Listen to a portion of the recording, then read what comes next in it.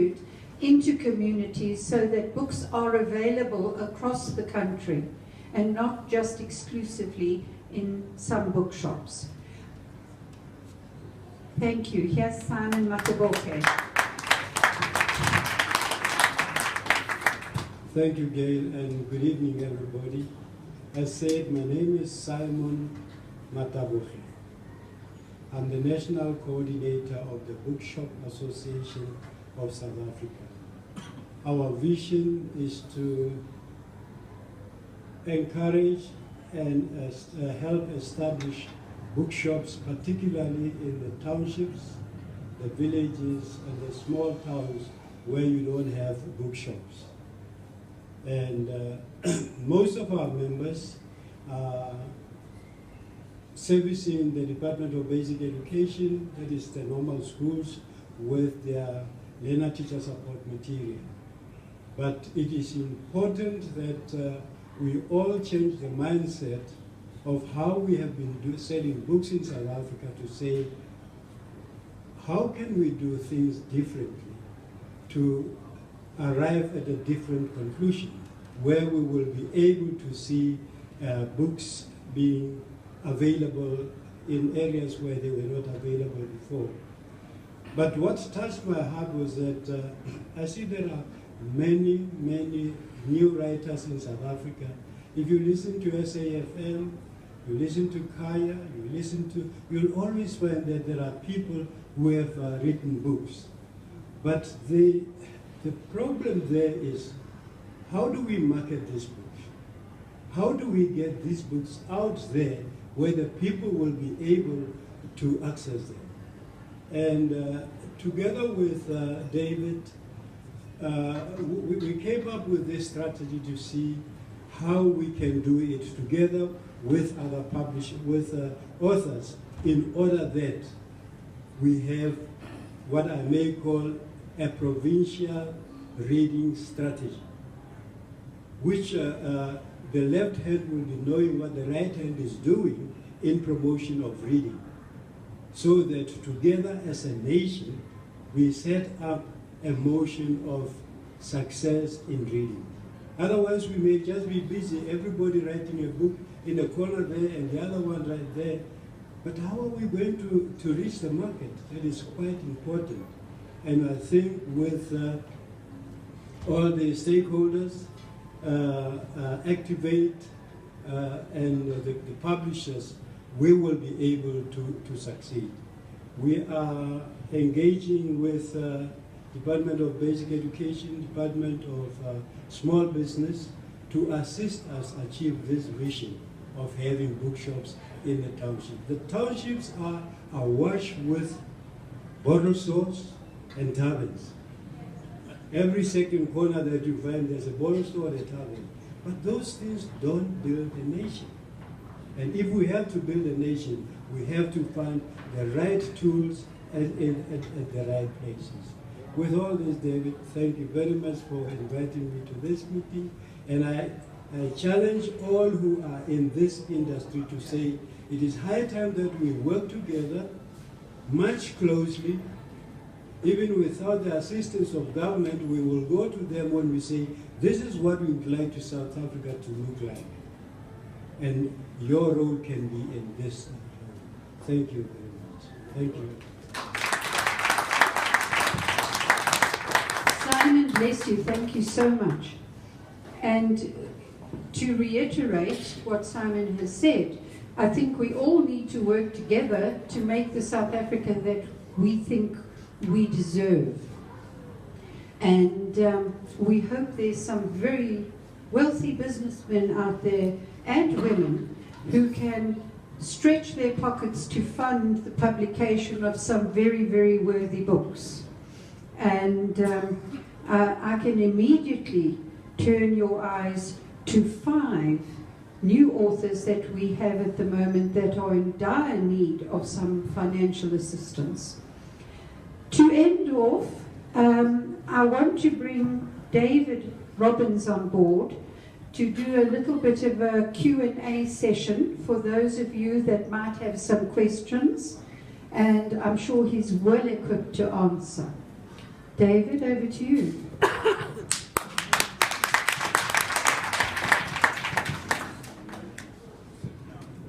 It's so nice to see you all.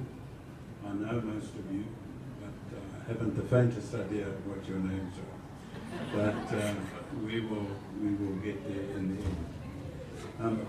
Before I ask you to talk to us, no, I'm fine, thanks. I'd like to start by saying that I was dragged into publishing, not really unwillingly, but not by my own initiative. And it was remarkable. I think she wants me to make it into a lolly.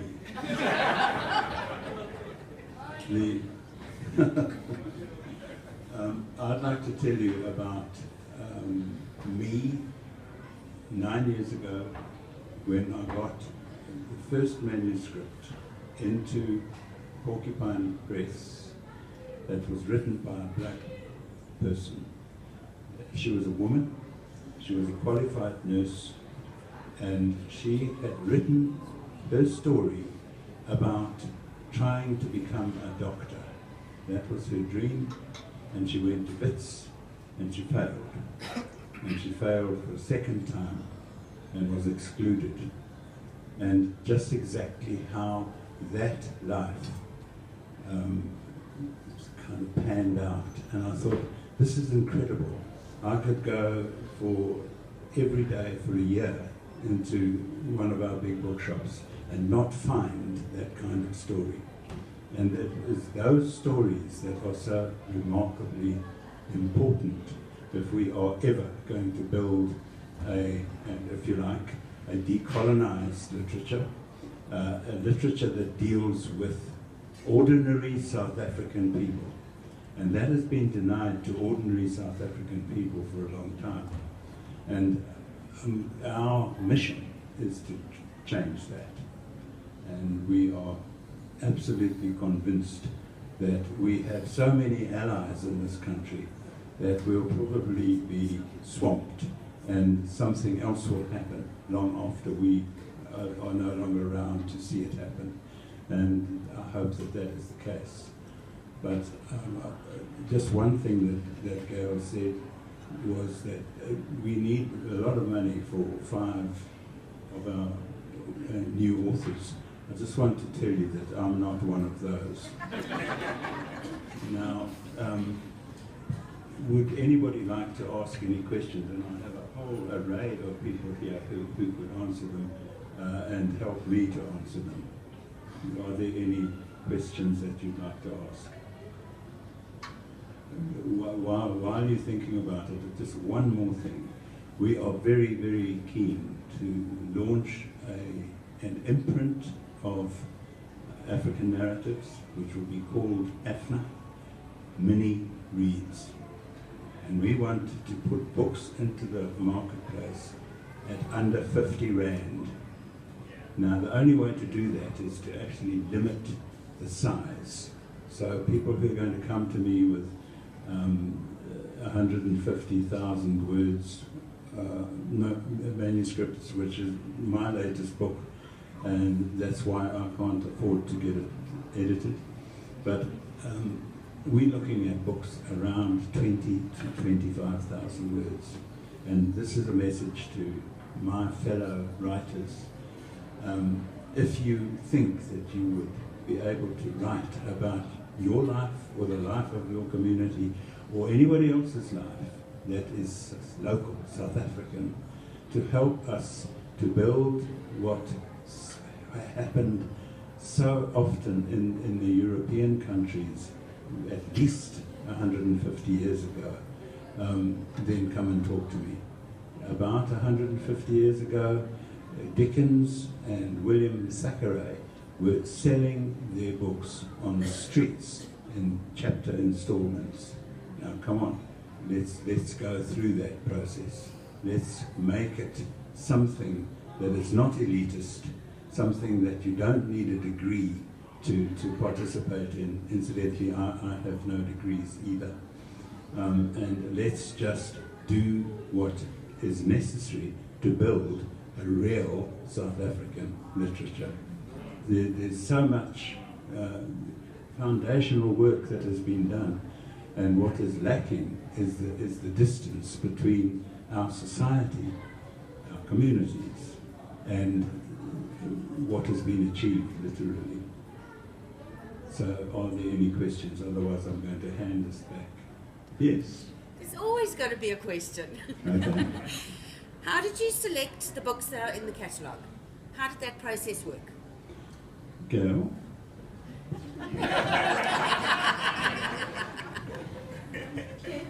Claire wants to answer that. We basically opened it up to various publishers. I've contacted various publishers, indie authors, and we then signed them up. And they paid a small fee to be in the catalogue. And yes, that's how we got. We are aiming to get more authors. There's still space for 50 because we want to have at least 200 books in the catalogue by the end of this year. So every month we'll try to sign up more and more authors as we go on.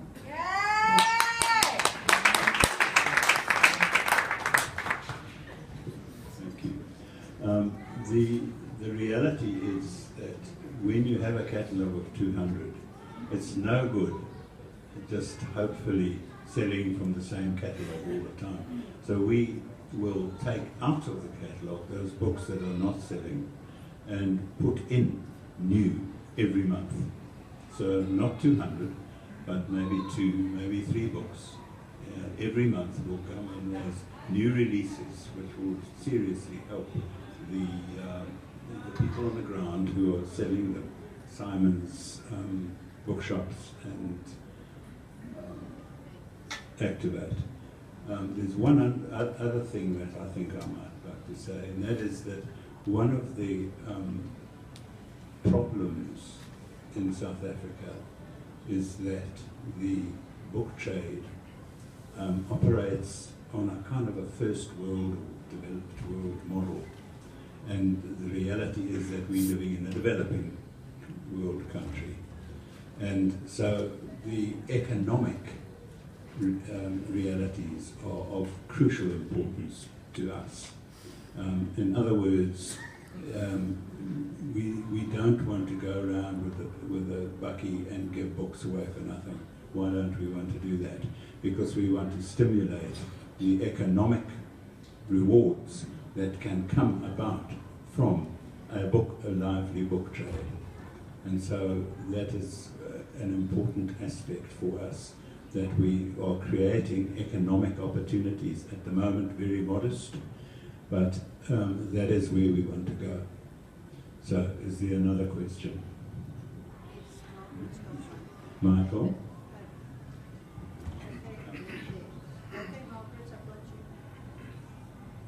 Michael.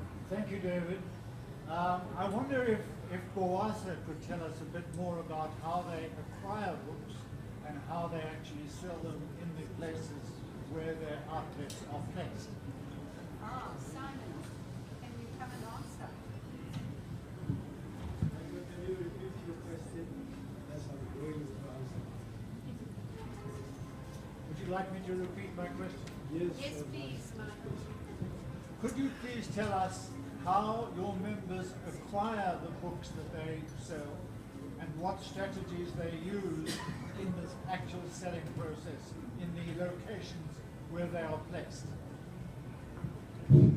Thank you.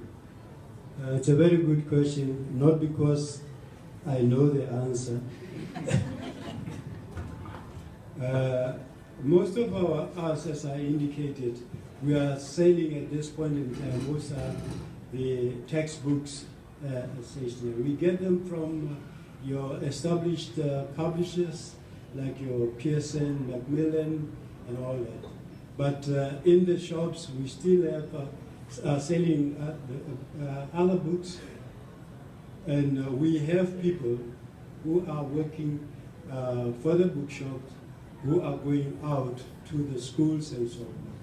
but we would like to engage more with Activate and see how we work together so that we have a program of working together and getting this. Does it answer your question? It helps, thank you very much.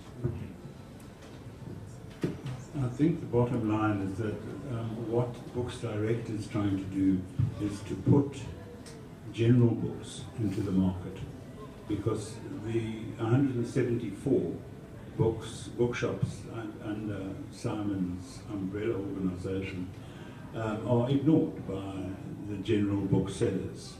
And it really is, I mean, the educational side is fantastic. I mean, of course, it has to be, and the money generated from the school books and whatever should circulate in those communities rather than rush off to Pretoria all the time or wherever the publishers are. But the real need is for people to begin to read about themselves, and it is in the to use the trade definition, it's in the general books, in the stories that people are writing, the biographies, the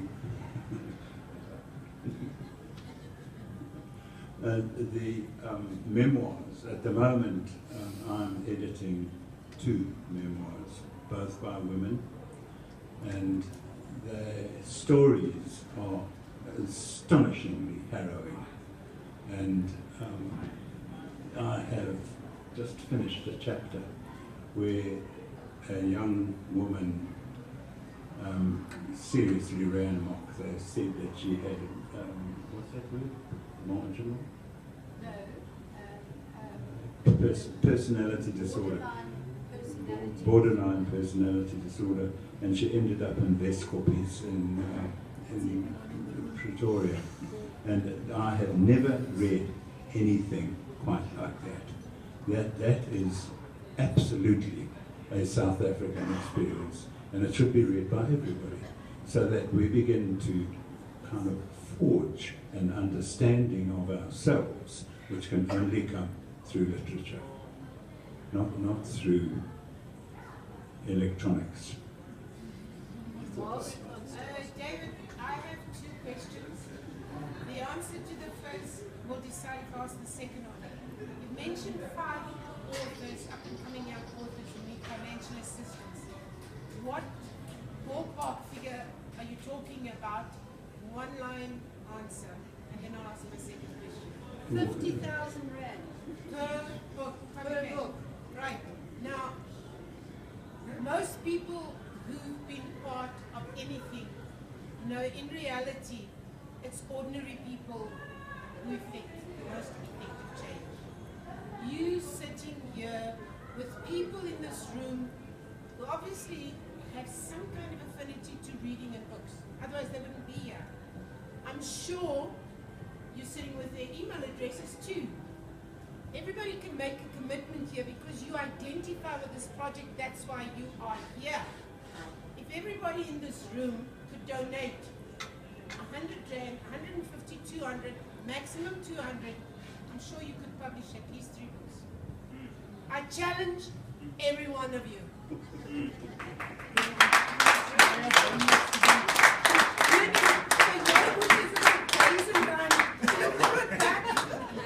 Can I just ask Simon, how many shops have you got in South Africa, or are you concentrated in Gauteng and Zululand, or in the Xhosa, or where?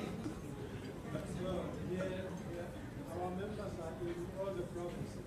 Yeah. South Africa. They're across the country.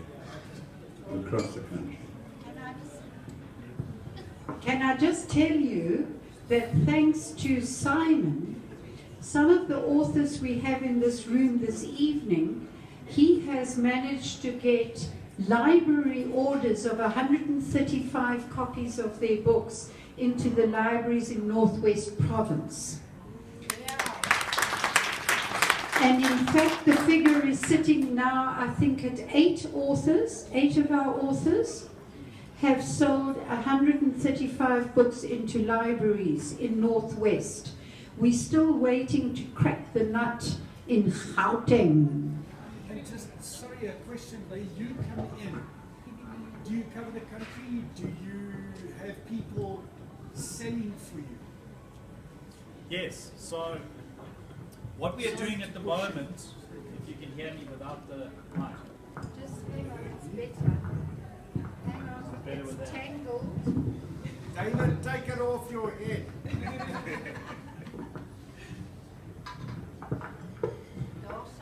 So at the moment we are trying to get to grips with the challenges facing both the distribution of books as well as why there are some issues with reading those books. We're shedding light on some of that, and the pilot is a limited pilot with only a small group of activators. The plan in the future is not to limit this just to activators, because each activator has a connection to communities. Communities have potential spaces for books to be sold. There are libraries that are untapped. There are local resources that are untapped. The hope is that as this project grows momentum, which it will, we'll find some very interesting, successful spaces where books sell. And we can build on that momentum. But the plan is that it must be national. It must be across all towns, all cities, and as many rural communities as possible. We have to find the partners to engage with to try and make this happen. We do know that young people have the energy to do so. We have to make it economically viable, as Bucks mentioned. But that recipe book is starting to come together.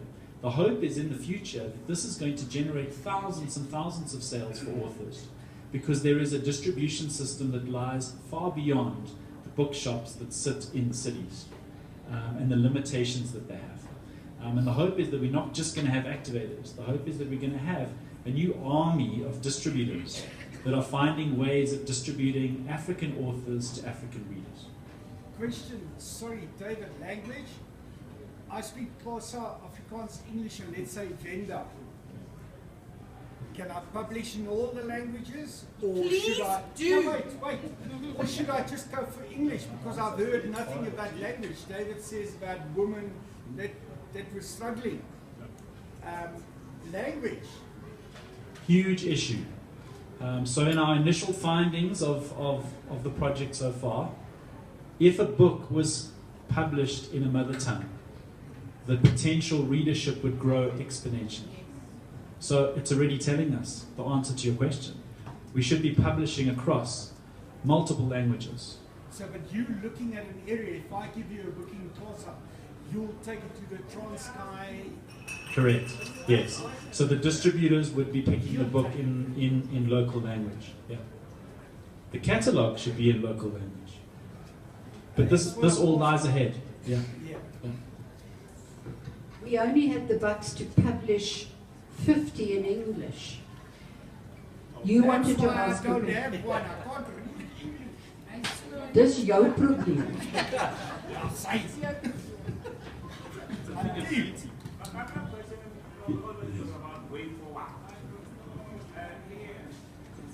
Sorry, can you come up? It would be so much easier, then we can all hear you. Thank you. Okay, I think, as we always say, way forward. I mean, we've been discussing this project for a number of months now, since July. Many ideas have come up. In my township, well, I happen to be also one of the writers of the books that are in the catalog. But I met with the chairperson and the principal of my alma mater, the high school where I studied from. And I talked a lot about African narratives. And basically what they said is we want an African narratives library in the school, so that all the children who cannot afford to buy books would be able to go to that library and get a copy of the books and read it and change it among themselves. And we believe that's a great idea. And so it's just one school. There are about 26 other high schools in the same area. So if we can get that type of program going, and for that matter, we even met with the parents at one of the parents' meetings. They say they are prepared to sponsor a book each, at least, to be located in that library, so that all their children will have an opportunity to have an access to all of the books that are available on the catalog. So that's why my question was, way forward. How do we then get it going? Easy. What are the steps that we need to follow starting from here? I know I've got this. Order from the catalog. Yeah. No, I'm talking about like I was speaking about a specific project that we are discussing now. That is, it's very simple, basically. It's that we're going to have a dinner, cocktail dinner, whatever, call the parents, call the local businessmen, talk about this thing, talk about the book, talk about the catalog, and you say, choose a book you like in the catalog and sponsor it to the school and buy it. Okay. And the school has already set out a space aside to say, you can set up this African Narratives Library right here. So what I'm saying is that all we want to do now is to get it going, so that we can at least get one pilot of such an initiative in a local townships where young people in one school will have access to the books. That's a brilliant idea. Narrative. Brilliant idea. Yeah, it's a brilliant idea. And how we normally do it with the schools, we go to a school, just as he has said, then we arrange a book day where the parents are involved, are invited, they come to that evening or that day, and then the books that they buy remain with the school. But it is the whole range of books. We're not just keeping it to a particular publisher only. But this is an initiative that we can take with you off the mic, how we implement it. Thank you.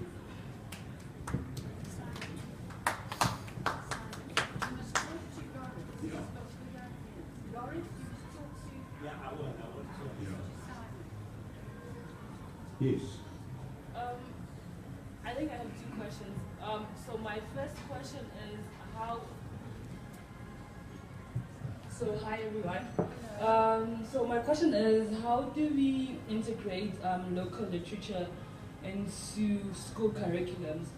Because I remember back in high school, I used to. It's a very beautiful book, you know, Julius Caesar, whatever the case may be. But then that's how you create interest and cultivate, you know, the culture from a very early age. So once I start reading a local book from high school level, I'm bound to keep on reading going forward. I really loved the Julius Caesar story, but then to some extent I couldn't relate to it, and it probably could have contributed to me breaking the cycle of reading. And then I also feel like how culture is cultivated is through your upbringing. So how do we speak to parents to basically start this culture from a very early age? Because kids basically mimic what their parents do and eventually enjoy doing it. So, yeah. Thank you. I think that I'd like to answer that in this way, that let me just give you two statistics from this country. The first one is that there are 25,500 schools in South Africa, and 11% of the schools have functional libraries. That means there are about 20-odd thousand, 22, 23 odd thousand schools without libraries, and that's not the way to sort of forge a reasonable economic future for the country, or it doesn't augur very well for democracy in the country either. Or for education. Precisely. And the other statistic is comes from SA Stats, and it says to me that there are 15 million households in South Africa, and there are 50% of those households, more than 50%, have no books at all, not a single book. And it's terribly difficult for us to, because we now embarked on this publishing thing, to simply ignore those realities. It would be impossible for us to ignore them. The way in which African Narratives is trying to deal with those two situations is in two nascent, very early on days, which might help you with your question. And if you've got ideas, I mean, talk to us. The first is that we are planning a home library project. In other words, and we'll probably work with Nali Bali, if anybody knows about Nali Bali, and we will put together a pack, and we will find some way of encouraging people to start a tiny library. We have an art gallery in the country who's busy working on ideas for a library in a box. Some very easy, simple things that can be done to encourage people, particularly young people, to become involved in the ownership of books. And those people in this room who own books know that the ownership of books becomes a key ingredient in the relationship between the individual or the family and the book. The ownership is of crucial importance. The other thing that we are hoping to do is to develop, we've really begun this, is to develop with the pilot projects the concept of do-it-yourself school libraries. The need for books in schools is of crucial importance, and the field is wide open. And so we want to say to communities, we would work through the governing bodies, and we have a relationship with the National Association of Governing Bodies, and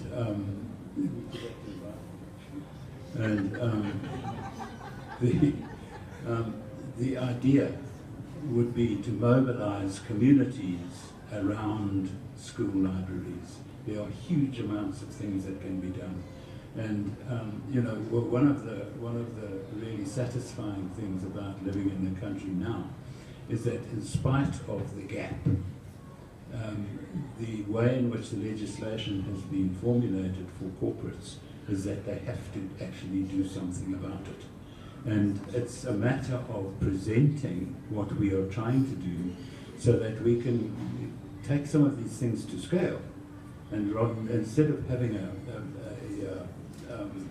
a pilot project in one of the schools that Lawrence is working in, or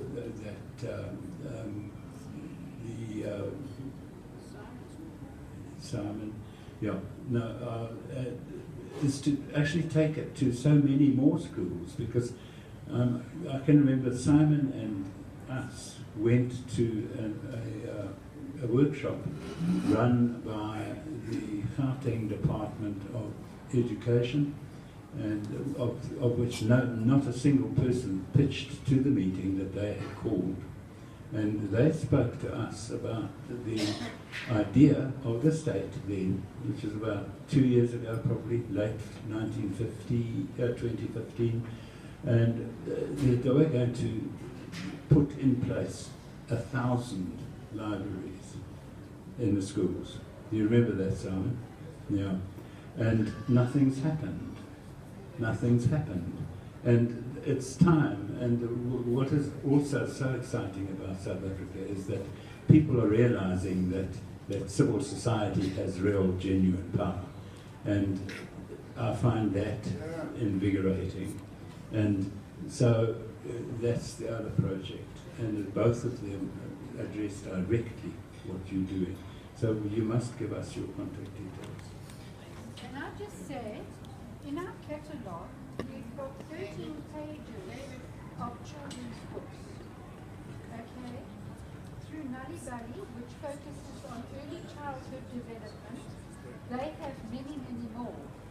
And this is why part of our project is not only through Activate, but also through the home library system and the school library system, where we are hoping, this is part of Claire's job, and David mentioned the gallery. The gallery that we're partnering with is the William Humphreys Art Gallery in Kimberley, which is by far the best gallery in the country. And they are putting in place a wonderful project to start home libraries. And they're very enthusiastic, and when they do their outreach programs to the schools in the Northern Cape, they are taking the schools library project and the home library project out with them. And the students that they're teaching in the gallery with local schools in Kimberley, they are busy designing these wonderful boxes that are going to be home libraries. So it's already underway. But we need each of you to be an ambassador for local books, for local readers. And that would be the most wonderful start, I think. And on that note, I want to ask this wonderful team at Scroops, because they are the one and only, okay, see it, they're the one and only bookshop in this whole big country of ours that is supporting local authors. So I'd like you all to give a wonderful round of applause to Scroops Bookshop. Guys, just to lighten this up a little bit, and I want to tell you some success stories that's happening. Okay, our youngest author, 9 years old. 3 books. 3. Okay, has been at Wits University, honored by Wits University. The 140 authors that we work with, I say to all the authors here tonight, the responsibility of your book does not lie with the publisher. It lies with yourself. Your book is bigger than you think. We have 3 successful stories. We run a business book club where we have CEOs that come, we showcase a South African author. The entrance fee is a book. It's taken us 6 months to build a library in Soweto called the Signature Library. Okay? Those CEOs have taken responsibility as citizens upon themselves to go and become book buddies to the kids in Soweto. I work with a very nice gentleman called Pilani Ndudlo, who is the pavement bookworm. We collected over 6,000 books to build inner city libraries to teach street children to read. This month we launched with Siafunda donated book, where this young gentleman, Ntukozu, every time we have a launch here, authors, please hear me, because this is one of the ways you can monetize your book. When you have when we have an event, the fee is usually a book.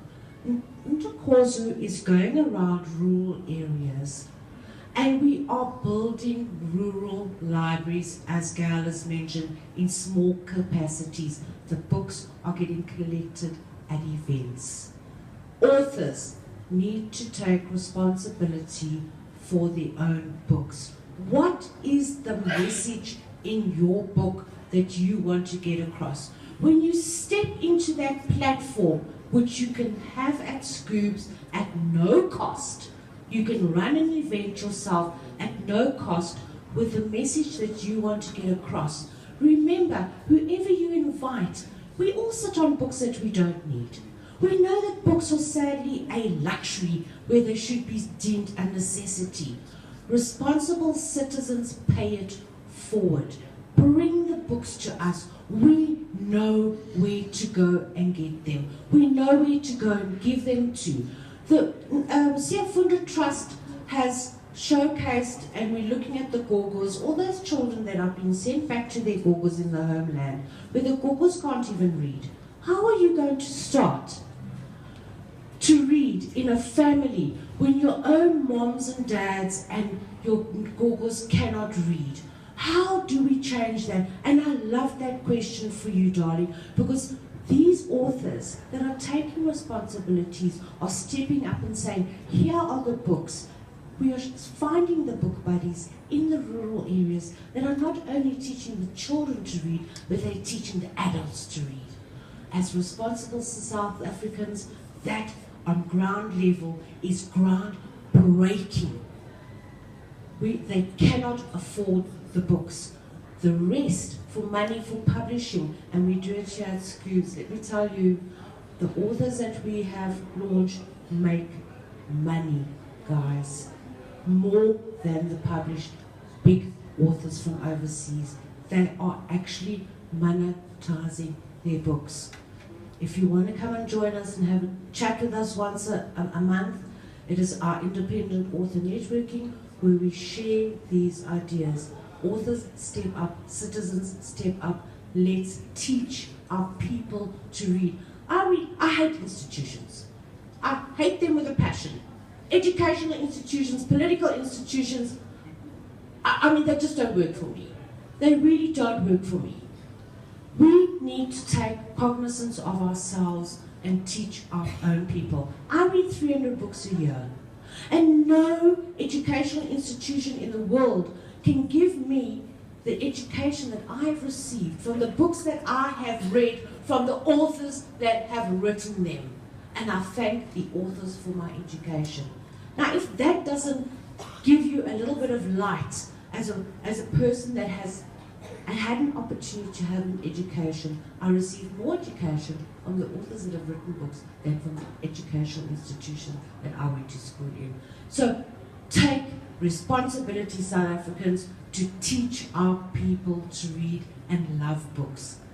The education fact, I mean, you were saying something about an educational fact.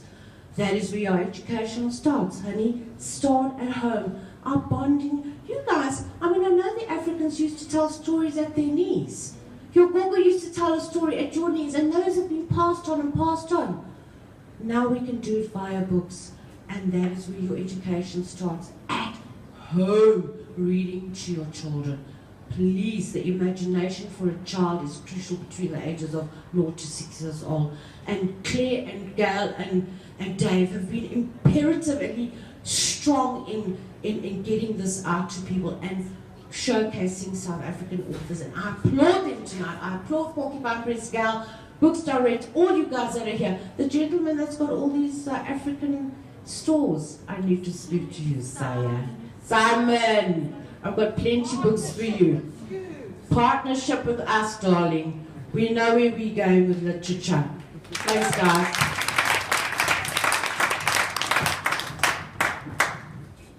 We'll take one more question, and then I'm going to tell you about a wonderful initiative.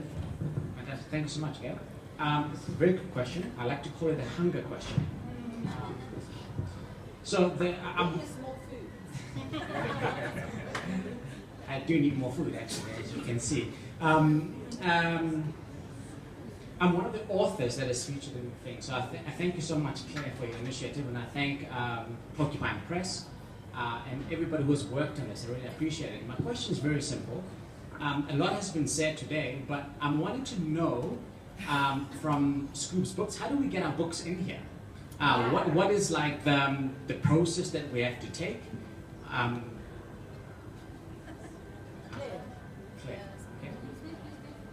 Thanks, Claire. And you. Okay, great. So, how do we get our books in here as authors, but also as publishers? A. Two, with Buesa, how do we get our books to the people that you sell to? And the question number 3 is, how can we help you succeed? What is it that you need from us? What can we do to make your initiative a success?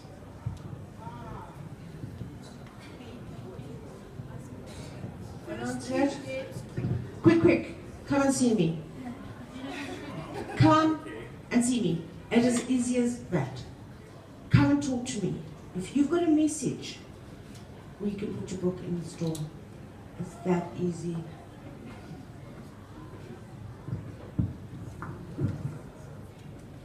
Thanks, Mandile.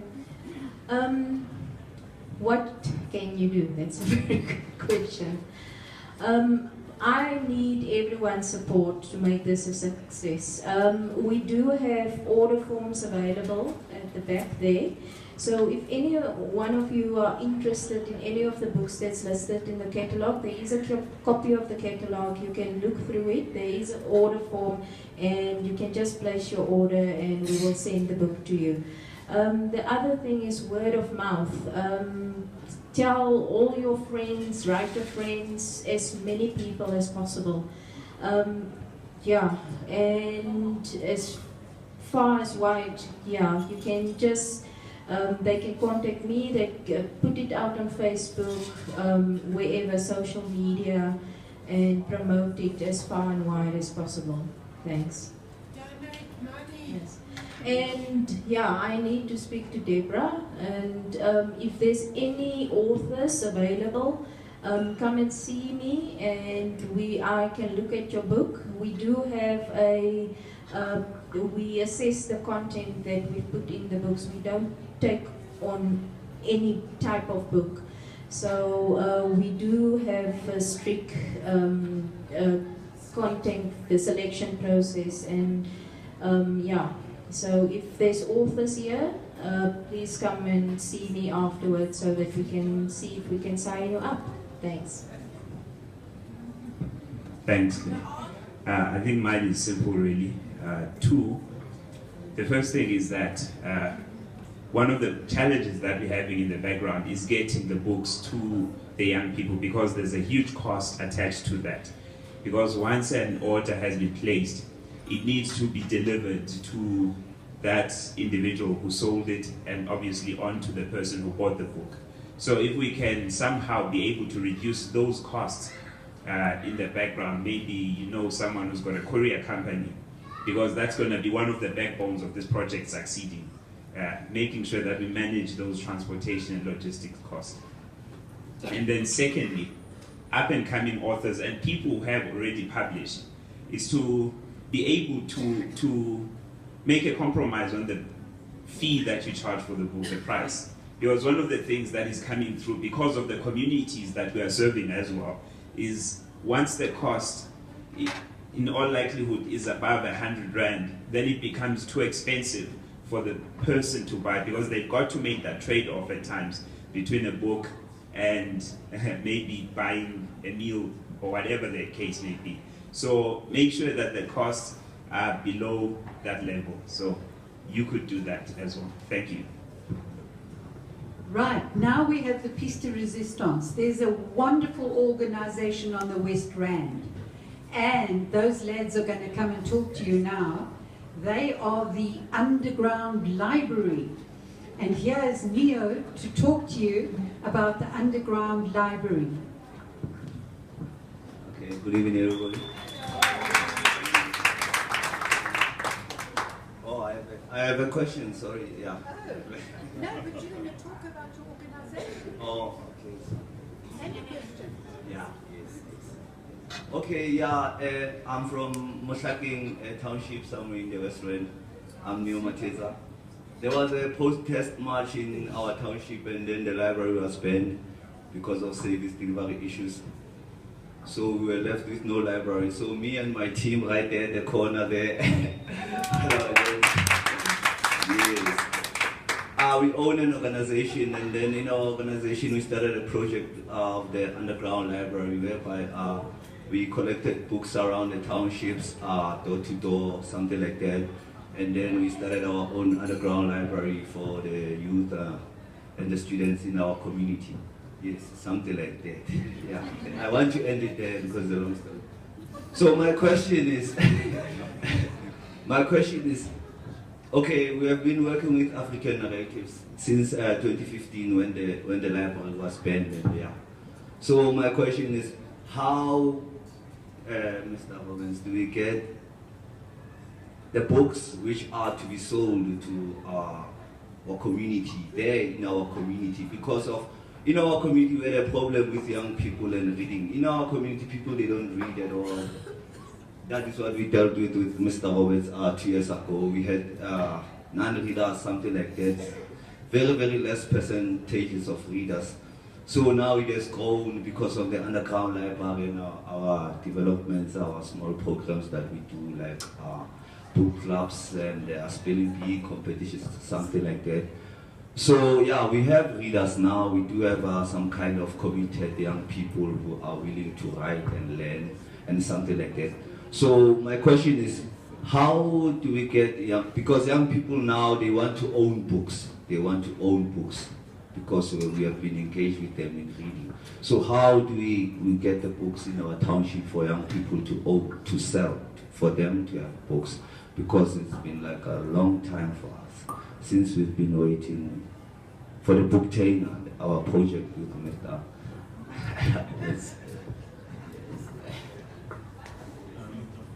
Yeah, let me just tell you that the first time I went to the underground library,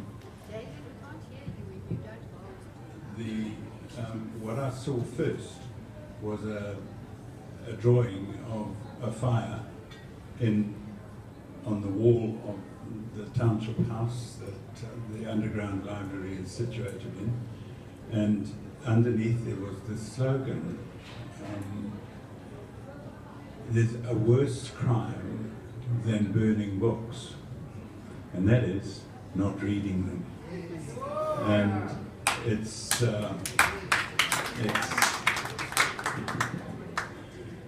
I don't know where they got that quote from, but I saw it as well on the internet. So, but it's fantastic. It just encapsulates exactly what we're trying to do, and that is to get people to read. But the underground library is amazing. But I don't want to take up too much time. It's getting quite late now, and it's 8:10, and we've been talking for a long time. But I think that I'll need to pass it on to Gail so that she can close it. Right. I think what David didn't say and what Neo didn't say about his underground library is that they actively encourage the school children to read. And they they lend the book out, they write the name down in a book, and if the book doesn't come back, I've heard this story, and they can send one of their people out to go and claim that book back. And then they say to the youngster, why didn't you bring this book back? And they say, well, I didn't understand it. And they said, well, what do you don't understand? And they take the youngster through the book, and they explain it, and they help them read it, or they discover that the youngster doesn't know how to read. Then the other thing they do is that they've got to bring the book back and give an explanation of what the book's about and what they think about the book. So books teach you to think, they teach you logic, they teach you to explain, they teach you to communicate. And this is what we need. We need lots more communication. So we want to thank Neo and his group there. I don't know all your names, but you are fantastic. And you're doing a wonderful, wonderful project out on the West Rand. And their library is growing. I think we did a book raising project.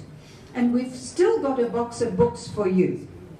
Yes. And what I think we need to do is to approach all our authors and ask them if they'd kindly donate a book for the underground library on the West Rand. That would be brilliant. That would be really brilliant. And any other books that you've got spare lying around, they really could do with those books. Okay, thank you to all of you for coming. There's more wine, I think, and there's more food, I think. There should be. And there is a competition, and we are going to give 2 prizes to 2 lucky people. I've got it here, Claire, and I've just got to get in my box. Hold that. Thank you for coming. You've been fantastic. Sorry, we can't hear you. Don't call me Gail.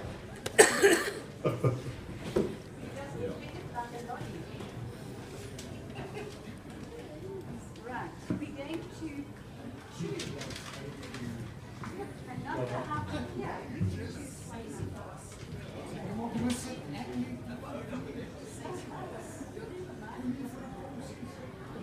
Number 18. No! Yeah, you missed. Is it you? No. Number 18 went home. Redraw. I just lost my number now. You can draw what after this. You're looking for two numbers. Lucky numbers. Just one. 61. Who's 61? Oh, God. Is it you, Agnes? It's Reed. It's Reed. Seriously? Wonderful. But you're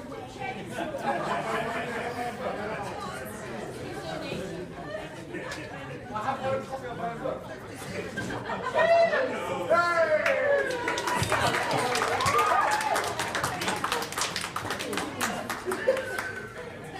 Oh, dear Lord. Okay. Thank you so much. Now, in here is Angus's book. Yeah. It's fixed. Obviously. I tell you what, Angus, Yeah, I did.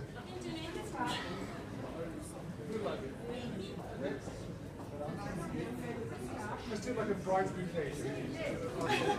I'll throw it up.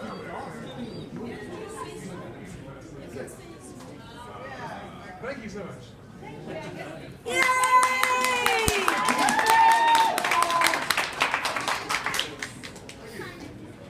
Donate the books. Donate the books. Yeah, come on.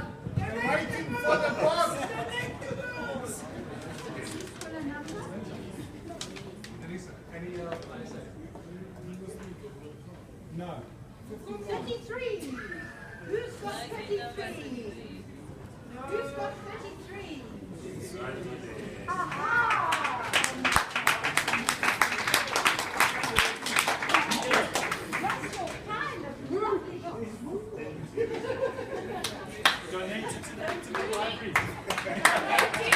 There you are. Thank you very much. Okay, let's mingle. Let's listen to Angus play the piano and dance. Good night, everybody, and thank you so much.